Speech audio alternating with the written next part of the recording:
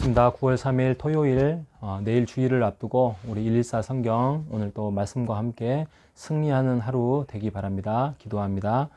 하나님 아버지 감사합니다. 오늘 또 즐거운 토요일을 맞이하여 우리가 주일을 준비하는 마음으로 우리가 늘 하나님 앞에 가까이 가는 우리 모든 하나님의 가족들이 될 수 있도록 인도하여 주옵소서. 예수님의 이름으로 기도합니다. 아멘. 예, 이제 9월이 시작되고 있습니다. 이제 내일은 9월의 첫 주를 맞이하고 있는데요. 여러분, 주일을 사모하며 또 함께 예배 드리는 것을 우리가 놓치지 않고 또 우리 자녀들도 함께 하나님께 예배 드리는데 지금은 잘 깨달지 못하겠지만 하나님이 분명히 우리 다음 세대의 우리 자녀들도 선한 길로 직장의 문제든지 결혼의 문제든지 또 모든 선한 영향력으로 하나님이 이끌어 가시리라 확신합니다. 말씀을 가까이 하는 여러분 되시기 바랍니다.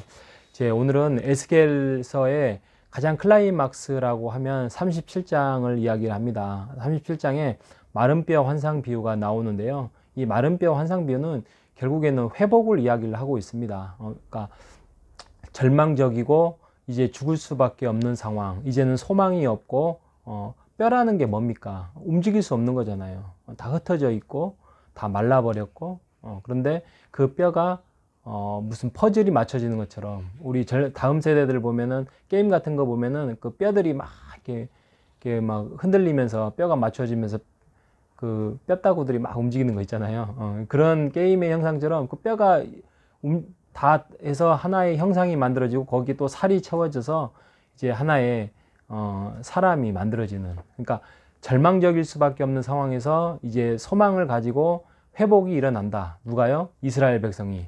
하나님이 지금은 심판으로 인하여서 범죄로 인하여서 죄를 솎아내고 죄를 제거하기 위하여서 잠시 다른 나라의 멸망으로 팔려가지만 70년 후에는 이스라엘 백성이 다시 한번 돌아올 것이다. 회복할 것이다. 그때는 너희들의 마음도 부드러울 것이고 또 하나님이신 줄을 더 잘 알 것이다. 왜요?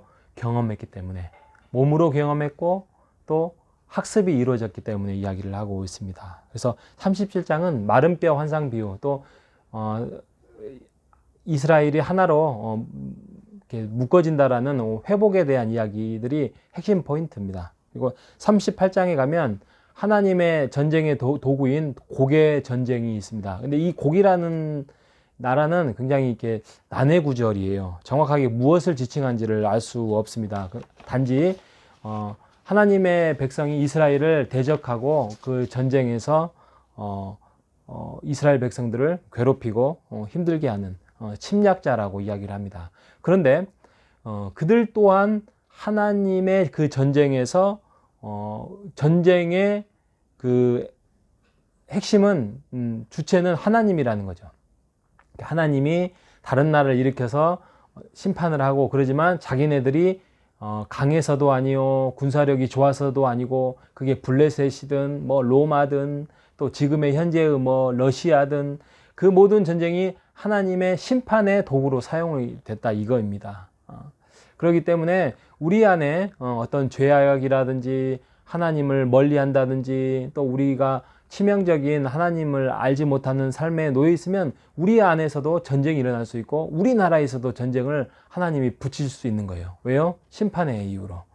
그런 일이 없어야 되겠죠. 그런데 그 전쟁은 하나님이 주관하신다는 거고 승리는 하나님의 백성은 보장이 돼 있다. 이게 핵심이에요.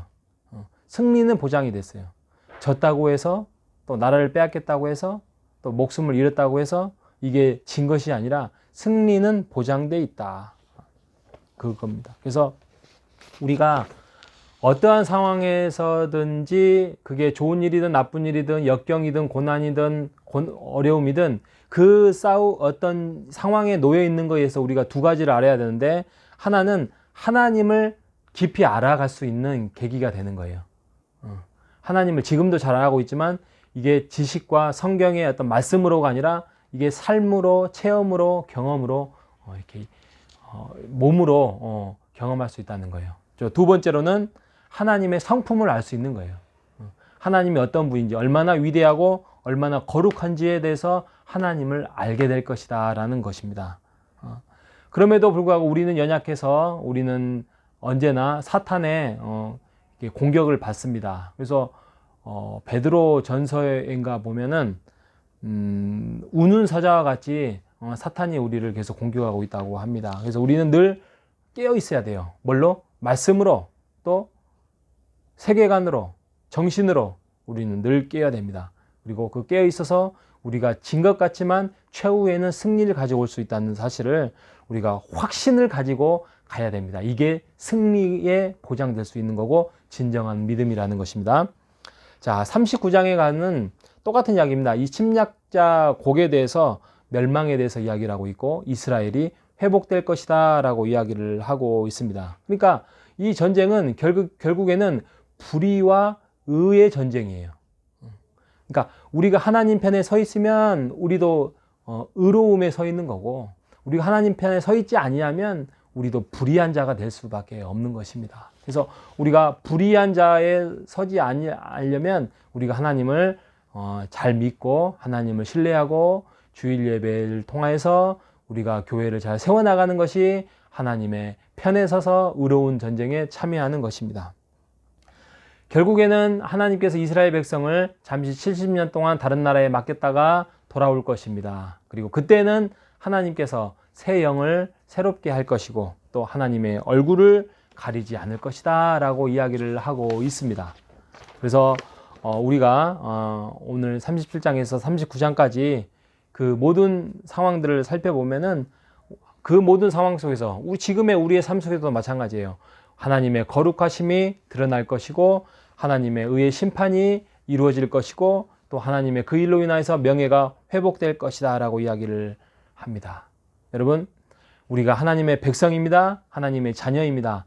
그리고 우리는 구원을 하나님이 확보됐습니다. 그럼에도 불구하고 하나님은 죄를 싫어합니다. 그 죄로 인하여서 우리가 계속적으로 그 죄를 사모하고 좋아한다면, 또 행한다면 하나님께서 그 행위와 그 죄악을 반드시 물을 것입니다. 하나님 심판대에 서서 직구한다라고 이야기를 하고 있습니다. 그렇기 때문에 우리가 그 죄에 대해서 두려워하고 또 멀리하고 우리의 죄악과 행실을 통하여서 하나님 앞에 합당하게 행동할 수 있도록, 의롭게 행동할 수 있도록 오늘 하루도 살아가는 여러분 되시기를 주님의 이름으로 부탁드리겠습니다. 기도합니다. 하나님 아버지 감사합니다.